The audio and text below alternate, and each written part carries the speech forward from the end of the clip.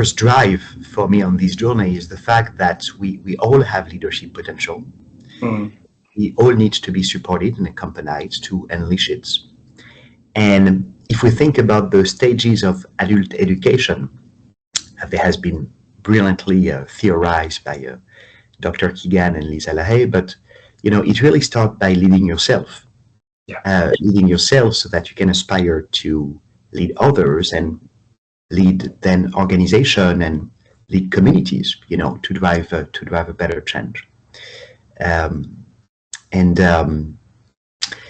When it comes to my personal journey, I was very early in my 20s, and I think I was going through many things, trying to figure out what I wanted to do, who I wanted to be, and not really knowing. I kind of did what I think was the right thing to do. So I studied a career in finance because I thought that was, smart people have to do. And this had me move to London, where I was a financial analyst for an asset management firm called Raymond James, and it was a great opportunity to develop technical analytical skills. But in the field of asset management, I could not really project myself and foresee a fulfilling future in that field. And through an encounter, because I would say, such as I've had the chance, like you, to meet Marshall Goldsmith, my life has been very much influenced by encounters I made along the way. It started with that person in Vietnam who led me to Switzerland. And when I was in London, after I graduated from my bachelor in Switzerland, I met someone who was working for the Clinton Global Initiative, which was at the time a nonprofit in the US. And they were looking for someone. And this was, long story short, my first move to the United States. So 10 years ago, time flies. And I had the chance to work for the Clinton Foundation in their Department of Social Impact Investing. And so I could use some of the skills I had developed around financial analysis and so on, but actually to support a mission that was very close to my heart, which was the democratization of education, and especially to support underserved communities. And among the solutions we were deploying, coaching was one of them.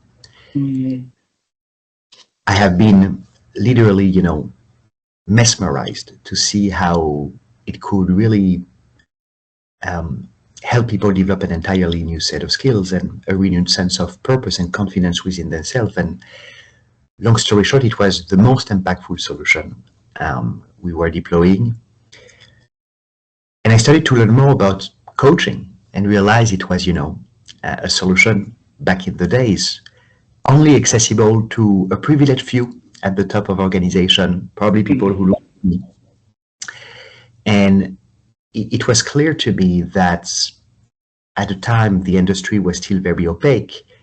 If we could, with technology, make it more accessible to all and to people at any level, but also at any stage of their life and career, it could be a way to drive, economic impact. I've always had that hat, but also profound social change. And it became kind of an obsession to try to figure out the way to make coaching more accessible to all. So that's the genesis of the journey. Wow.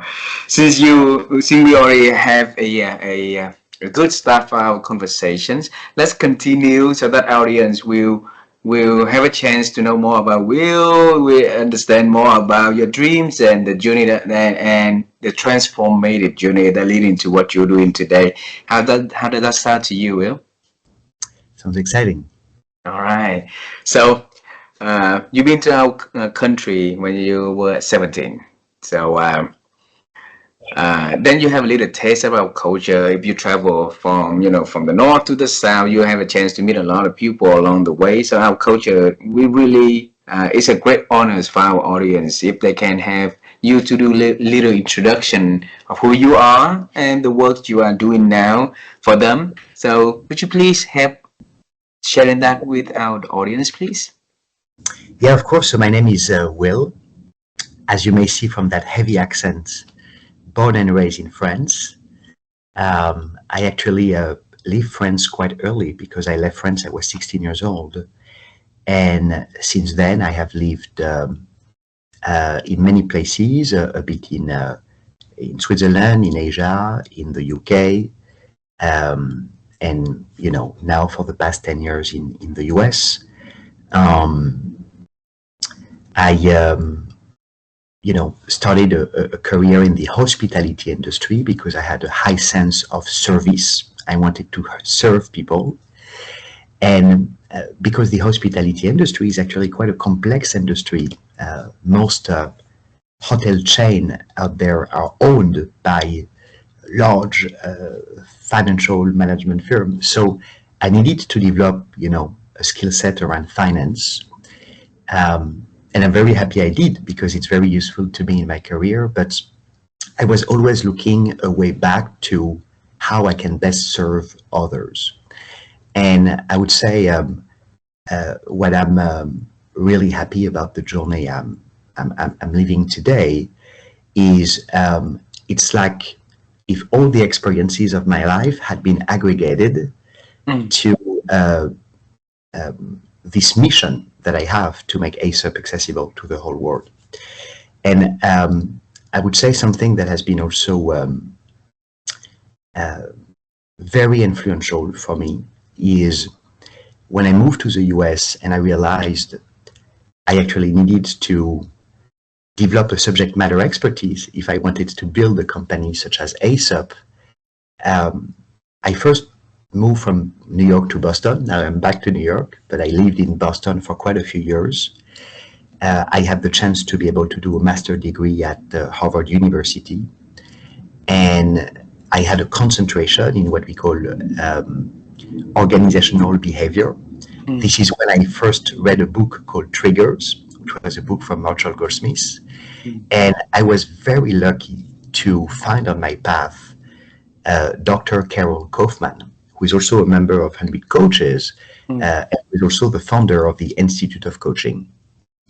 And I'm actually going to have dinner with Carol next week. And Carol became a friend, a mentor, someone really important in my life. She's the one who introduced me to Marshall Goldsmith and to some of the most notorious experts in that industry. And I feel very lucky that I found kind of a family with these thought leaders who have been instrumental in helping me grow my expertise and passion in that field, but also hone a vision for what I wanted AceUp to be in the world. So that's a few words about, my journey here. But again, as you see, it has always been a few encounters that have been very influential to push me on the right path, I guess.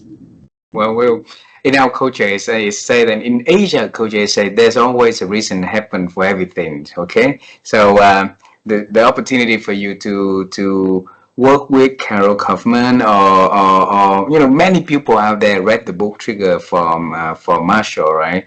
But who got a chance to to become a friend of him or working with him under the having him help to become better coaches is not a lot. So so this conversation is designed to understand that journey and then to unveil the secret behind it. So allow us to travel time. And how do you think about the idea of traveling time, Will? Where do you want to bring me? Alrighty, when you were really small. Okay, so when I was really small, I live in a very poor community in Vietnam. So we didn't have electricity. We didn't have proper watering system. So have electricity for one day, then we don't have it for the next day. We don't have it for the next day, then we have it for another day or so. And so during the month when the moon arrives at night, so it's very beautiful because we can see things clearly in the neighborhood, right? And so my first dream was, one day I want to be able to go into the moon and be an astronaut and see maybe in the moon it will be brighter, it will be more light up there, right? But life didn't give me any opportunity to do that, except that during the journey like this, I've been able to interview so many people from NASA, so many, and one of them is the youngest man who ever walked on the moon. Out of the 12 people ever walked on the moon, so I was able to interview General Charlie Duke, and that is feel fascinating. So, Will, when you were little, what was your first dream about the future that you are going to do, the service you're going to offer, all the things that you're going to do and show up in the world?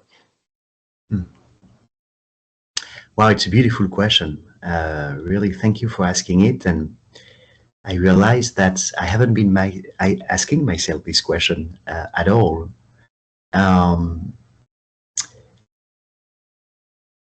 I guess when I was very young, my parents divorced when I was maybe 2 years old. And I have been on a roadshow because we were traveling and moving from house to houses quite a bit. And that was a part of my early childhood. And my point is, I don't know to which extent I had early dreams about the future then, but I remember something is, such as you have always been fascinated by the star, by astronomy. And with my father, we used to look at the stars a lot, and he was talking to me about the stars. And I guess there was always a part of me that was, dreaming up there. And when I was 10 years old, my mother brought me and my sibling to a trip in the United States. We hadn't been together as siblings for quite some time because of, family movements. And it was important for her to bring us together on that trip. And my mother, in her early 20s, did a trip to the United States. She did an exchange program with a university, and this trip impacted her a lot in many ways. So she wanted to offer us that experience. And at the time,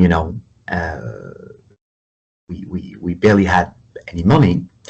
And so it was a pretty simple trip in the sense that, she rented a car, and we went in the car and we really traveled down the west coast of the US. This was my first time in LA, in Las Vegas, in San Francisco, where I visited the campus of Stanford. And I guess it's maybe one of the first time I really dreamed. And somehow I felt that I was meant to come back here. And I especially remember one day, I really wanted to be a cowboy when I was a kid. And my mother, when we went to the Grand Canyon, we found Native American who rent us a few horses. And we just spent a day, with the horses in the Grand Canyon. And it's still a memory that is stuck to me to this day. To which extent it has influenced me coming back to the US, I don't know, because it was pretty much serendipitous what brought me back here. It was not planned. But somehow I felt that, this is really when I thought that despite, the life I had been living in small cities, the world was bigger, and I was probably meant to, go out there and discover it. Wow. So allow me to bring you to that trip to the US. All right. So on that trip, that little boy will see that there's out there, the bigger things out there in the world. And it's built his first dream, put it that way, okay? And in that dream, he said that one day he's going to come back to the US. And now you come everywhere in the world. So I want to have you into that moment back then. If you came back to the US, all right. So what would you do in your idea? What would I do? What? Sorry. Yes. So you said that your dream, your first dream emerged from that time because you say you're gonna maybe one day you're gonna go back to the US and then do something there, right? So what would you in your wildest dreams, right? What would you be doing if you decided to come back to the US and do something, It's a good question.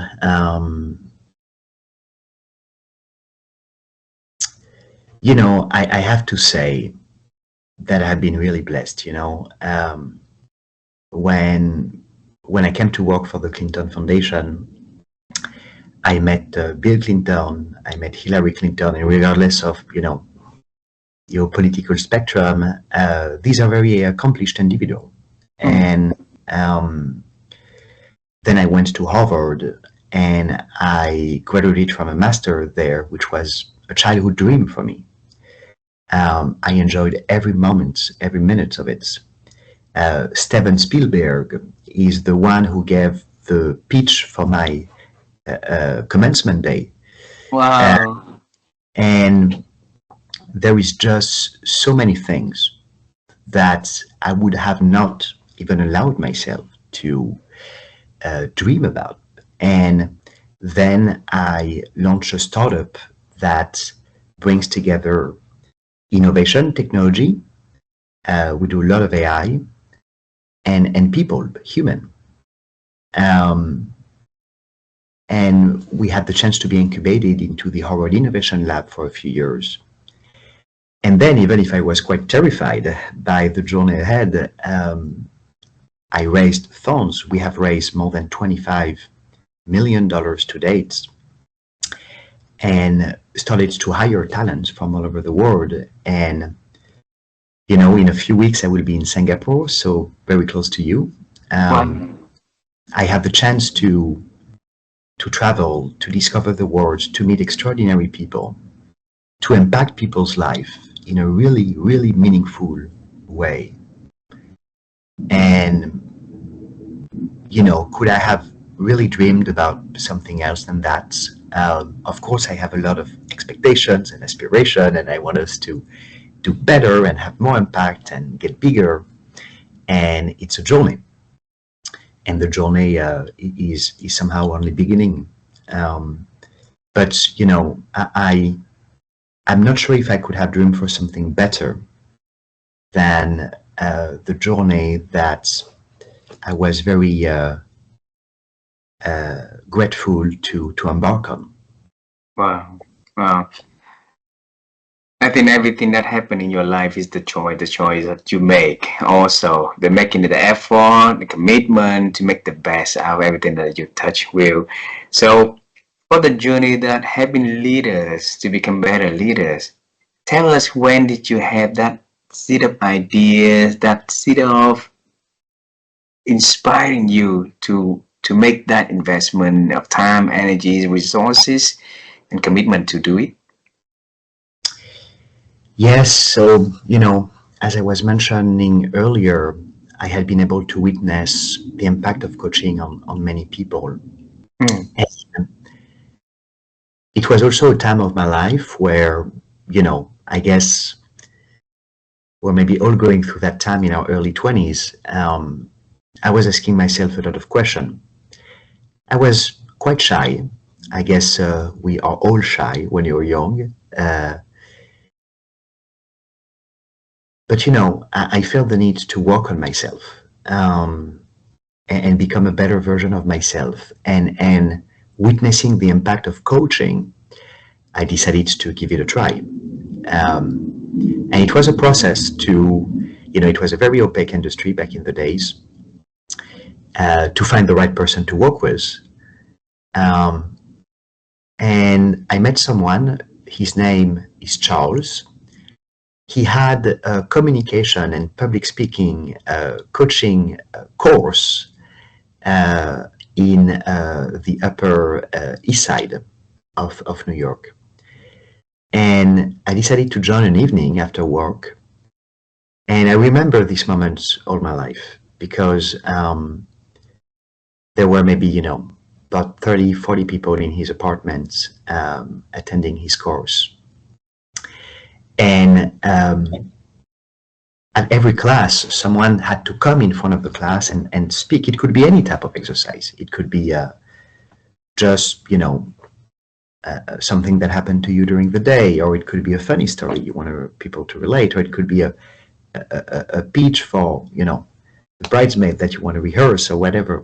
And essentially, the idea was to give people some exposure in a safe place and give them the ability to, step by step, develop the ability to have a voice. And I will remember all my life because there was a woman, probably in her early 40s. It was supposed to be her role to speak to the next course. Charles reminded her of that at the end of the class. And she expressed to which extent she was terrified and not feeling comfortable by that prospect. And he just asked her, please come with me right now on stage. And she was very shy, but she did, and he took her hand. He didn't say a word, and we all started clapping, applauding, and it was just beautiful to see the relief, on this woman. And they didn't have to say a word. He just say, whatever you do, it will be enough. And 3 weeks after, I will remember this all my life, I saw this woman on stage delivering a pitch that was funny, that was moving, with a presence I could have never expected. And for her, it was a new life that was starting. A life where in really embracing her voice, she was going to impact not only her life, but the life of the people around her, her family, her co-workers. And myself going through coaching, I felt a similar experience, and I continue to go through coaching. Coaching never stops, right? But it is really probably a moment in time where I felt that giving that empowerment to people so that, they can go out there and make this world a better place was probably one of the most beautiful things I could do with my life. Wow. I want to bring you to the moment that you decided to take it to the next level, to found AceUp. Yeah. Okay. And that is not an easy journey. For sure, it's not an easy journey. And then while coaching is relatively still new, and now coaching with scale is also completely new to many company, many people also. So what made you decide to take that journey? Well, when I started to think about making coaching accessible to all and leveraging technology into that process, the question was, what is the most important problem to solve for that industry so that we can build a business and have a model around it? Because only then we can create value, make it sustainable, and really have a sustainable impact. And at first it started, very simply. I was essentially curating, vetting network of experts based on different type of coaching needs and goals, and building a marketplace to make it more accessible and transparent for people to access. And quickly we realized that it was not really the right problem to solve for many reasons. Without happy to do a deeper dive there, but essentially we realized that the biggest problem to solve was, if we wanted to really accelerate the adoption of coaching, we needed to bring coaching at scale within organization. Because only then we could have actually organizations sponsor the access of coaching to the most, even to people at entry level, if they believe in its economic impact, who may not even be able to afford these services. And when we started to work with organizations, we realized that most of them were sometimes working with, Excel spreadsheets where they had names of coaches, and it was very manual how they were creating pool of coaches and pairing them to their employees. But the biggest problem was that coaching was deployed in a way that was very siloed, scattered. Everybody had a different coach, a different methodology, a different way to go about it. And this actually created massive problem within organization. Just to illustrate this simply, because the list is very long, but imagine someone who does the job, who has a coach, but the team around him or her do not necessarily evolve in the same way. It can create frustration, it can create disengagement, it can even sometimes lead to someone, moving out the door. And that's when my obsession for solving the problem of how coaching could move from individual transformation to collective transformation. And I have been really inspired then, someone I've met many times who has become also a very important mentor to me, Dr. Peter Hawkins, and the work he has done on systemic coaching and in particular systemic team coaching. And what I loved about the philosophy of Peter is we always have to remember as coaches, who do we serve? We serve the individual, but not only, we also serve the team. And we also serve the team of teams, the organization. And it's essential for us to ensure that there is stakeholder alignment, an important principle of Marshall Goldsmith, if we want to ensure that we serve the individual in the most impactful and sustainable way, to show up in the right way, to support their team. And a big part of the AceUp solution there has been to really understand how we can not deploy coaching in silos, but coaching in context. How we ensure we do so in a way that drive alignments between individual teams and organization, and ultimately how we tie the upskilling and the reskilling to concrete business outcome. And the role of the technology is a lot to do just that, for a very simple reason. If we can demonstrate business impacts, we can ensure that companies are going to sustainably and continuously invest in coaching at scale and supporting people at any level with a solution that I believe is profoundly for the good of humanity, as it is for the good of the organization themselves. And so, let me know if that addressed your question, but for me it has always been about being obsessed about solving that problem better than anyone else. This has led us to build an ecosystem for team, the team transformation engine. You may have seen that on our LinkedIn profile, because it has always been not only meeting individuals where they are, but ensure that we can set them up for success to drive change for their team, overall, the communities around them. And I do believe that today we have built a framework and a technology that really help us tie individual transformation to the transformation of the team. And I hope that this solution will go beyond organization. Because we are at a time where, as you know, political tension,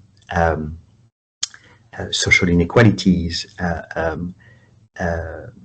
environmental challenges,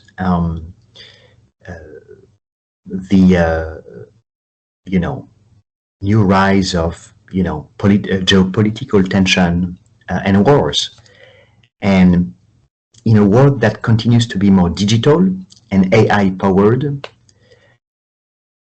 my purpose, so to speak, is that our solution become the solution that enable to recreate human connection for people to lead change together. And that's ultimately, you know, what we're all about. So, you know, I really hope that we can make at AceUp coaching not only transformational for individuals, but for, you know, the whole society. Beautiful, beautiful. Because you have the mentality to always ask the question, the big question, the big problem to tackle. And I believe that with that commitment, with the right people in your team, you're able to come up with something that can solve bigger problems that our humanity is facing. And I'm sure that coaching will go far beyond just individual and teams. It will go further. And thanks for leading that change. We will own the audience some explanations, because by the time that you found the company, it could be any names, okay? It could be the Will Up, or it could be whatever. So why you decided to name the company AceUp? Yeah, there's many reasons. So first of all, ACE is an acronym for Accelerating Coaching Education. And UP is a way to say never stop. It also, you know, an old American expression, the ace up your sleeve. So while it may sound a bit like cheating, what I like about this metaphor is it's one of the skills that you have, human connection, that is, you know, not necessarily obvious to see at first, but that is probably the most impactful assets and ace you can have to really understand the capacity to embrace deep human connection. And, you know, when we started AceUp, we were also supporting a lot of young professionals. And sometimes we talk about ace up your interview. And so there is this idea of helping people prepare to overcome the next challenge. Wow. Well, now we understand the meaning behind it. All right. So if you see AceUp in the future for let's say 5 years or 10 years, where do you see the companies going to make a difference in the world? Yes, our ambition there is actually pretty simple, you know. We want to be the leader in enabling team transformation at scale. So our solution help transform individuals, but connected to how it helped transform the teams. And we have built an entire technology that is powered by AI and network of experts specialized in team coaching. And this is something that we do better than anyone else.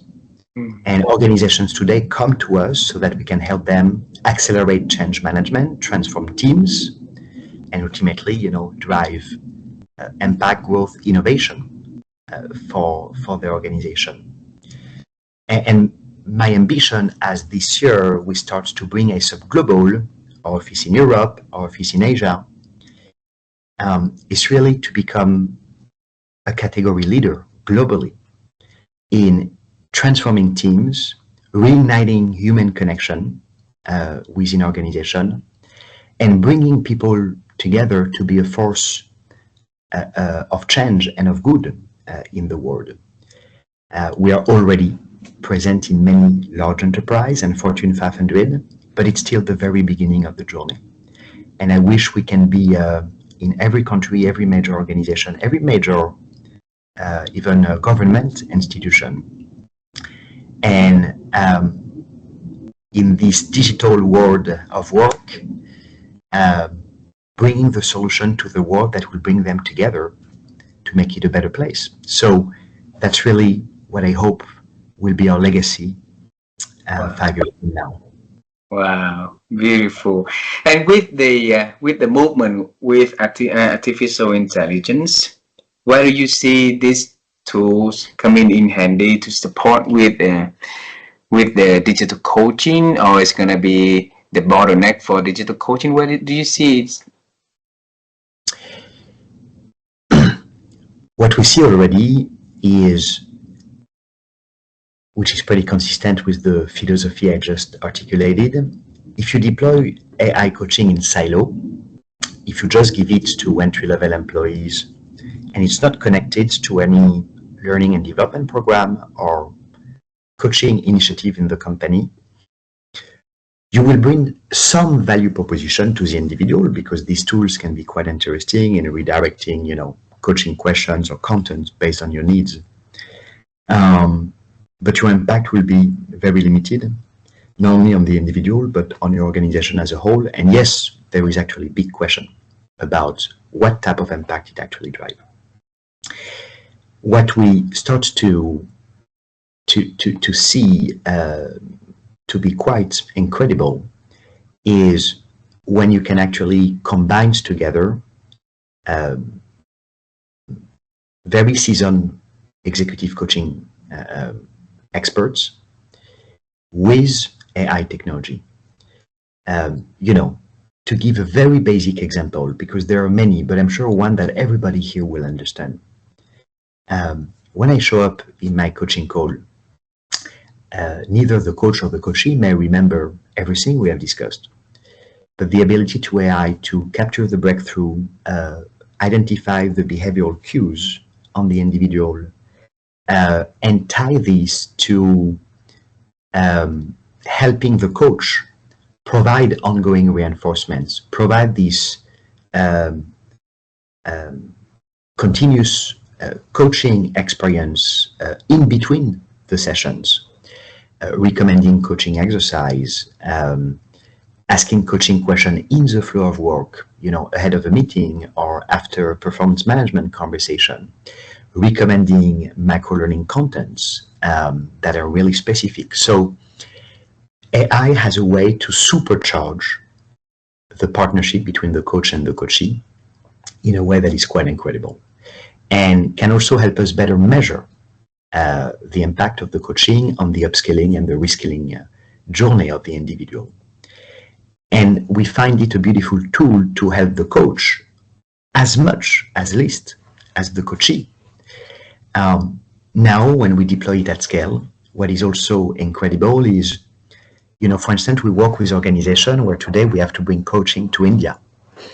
And truth being said, there is no budget to actually provide access to human experts to entry-level employees in India. And so there are very tangible limitations to the ability to scale coaching to everyone. And so what we do is we actually have human experts supporting, the management and the upper management up to the C-suite, which gives us a unique context in which we want the AI technology to operate. And it is within that context that's, with very specific understanding of what leadership excellence looks like in the organization, what are critical capabilities that employees need to master. It helps us give an introduction to coaching to entry-level employees, but again, that is not siloed, that is in the context of what skill they need to develop to ultimately help their team succeed. And then when they get at a certain level, or when they have a certain need, we can introduce a human expert. So I don't know if that makes sense, but it's already a way to democratize the initial access to coaching. It will never replace the human in the loop, but it's essential to complete what human experts can actually drive as impact in organization today. Beautiful, beautiful. And now you're building your empire, your organization around the world. If I can bring you to travel time with me to years ago when you were like 3-4 years old, where you still have to travel from place to place, house to house and stuff like that, and you tell your little self about the journey ahead that little Will will have in the future. So what would you tell yourself? I would tell him, stop being too anxious, have faith, not fear, follow your heart. It's going to be a beautiful journey. Wow. And why did you decide to tell him that? Because I think I was very anxious as a kid, because moving all the time, not really being able to settle. And it was difficult for me, even through my teenager, to project myself. Um, and I guess my anxiety hampered me for some time to really embrace and appreciate living in the moment. And that has been actually one of my biggest journey through coaching, which has been, what does it mean to be present and to be in the moment? And I'm happy I started to develop that skill, because I think we develop this throughout our life. But maybe I could have been a bit more present as a kid, and it would have been all right. So that's why I was thinking about that. Wow. And well, your mom brought you to the US in when you were 16. It's also a very big transformation moment in your life, right? So did she tell you why she made that investment on you and your sibling? So she did that when I was 10 years old. Oh, 10 years old, sorry. I thought 16. And yes, because we were separated as siblings growing up.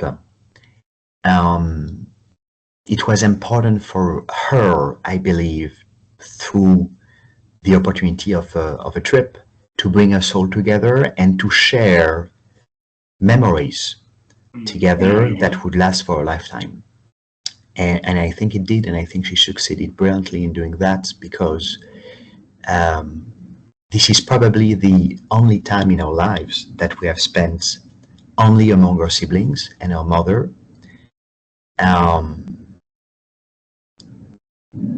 And actually thinking about it out loud, I don't think we had another opportunity to do that yet. So, I think that was her intent, and I'm very grateful she did that. Wow. You mentioned the word think a lot in this conversation, Will. And my wife, Vivian, and I, we've been on the quest to help people to improve their abilities to think, because we believe that our thinking capability has so many things that impact in it, and it's on the diminishing path instead of increasing. So every conversation like this, we hope that we can pick something so that listeners will be able to listen, to practice, so that they can improve their ability to think, and that could get off their transformation journey. So Will, how have you been grow your ability to think over the years? I think reading for me has been very important throughout the years. I love read so much, and I've been blessed to have people in my life who meant a lot to me, who offered me books, which gave me the desire to devour these books, because they were coming from people that meant something to me. And to some extent, a few books have had the same impact that some encounters I've made in my life. And they're really books that helped me, change my perspective of things and connect with a much deeper, embrace much deeper thoughts and thinking pattern. And what I'm going to say is pretty basic, right? But regardless of how life can be challenging, or the hardship that we all have to navigate along our respective journey, never stop embracing education, learning. It's just each time when I had a challenge in my life, and it's really learning something new about myself, about the world, that helped me kind of find an inner strength and motivation to, push further. So, it's just so important for me to never stop learning and never stop also sharing, teaching, because the two goes hand in hand together. That's why mentorship is important for me. That's why coaching is important for me. Me benefiting from it, but me offering it to others as well. Beautiful. And it's also meaningful, important for other people also. So thanks a lot, Will, for making the big purpose to bring coaching into many people possible at scale. And I believe that that will help us to get individually a better person and collectively, like I note in here, you say it's a collective transformations, and your works, your organization are on the frontiers to do that. Thanks a lot for doing that. And we still have 2-3 more minutes, so I promised my speaking coach to ask a bizarre question. Okay, so, and she wants to know that for a person that put out a big dream like you, who are the people in your inner circle, Will? I would say there is someone I have the chance to mentor, who means a lot to me and was probably teach me and taught me and inspired me more than what I may have offered to that person. There is also a member of my family, my father. There is also my co-founders. There is a few childhood friends who have stuck along the way. There is a few people from different circles, but relationships that are very important to anchor myself, and also to give me the desire to go further, because I do believe that, we move forward in life because of love. Love, of yourself, it can be of people you want to support, you want to be there for. And I have the chance to have this in my life, and that's my drive. Wow, we move further in our lives because of love, right? And that is important. It's the best way to end our conversation on high note. So thanks a lot for spending your early morning to join our program and share your purpose, your vision, your stories, your really personal story in this beautiful conversation. On behalf of the listeners around the world, we want to say thank you. We wish you and your team have the strength and the support to continue the journey to bring the best to Human Flourish. Thank you very much for doing that. Thank you for having me. It was such a pleasure. Such a pleasure. And if you come to Singapore, I'll email you. If you can share with me the plan in advance, maybe I can fly to Singapore to see you in person. That would be wonderful. That would be such a pleasure. I'll share you my date by email. Okay. Thank you very much. Yeah, you have a wonderful day, okay? You too. Take care. Thank you very much.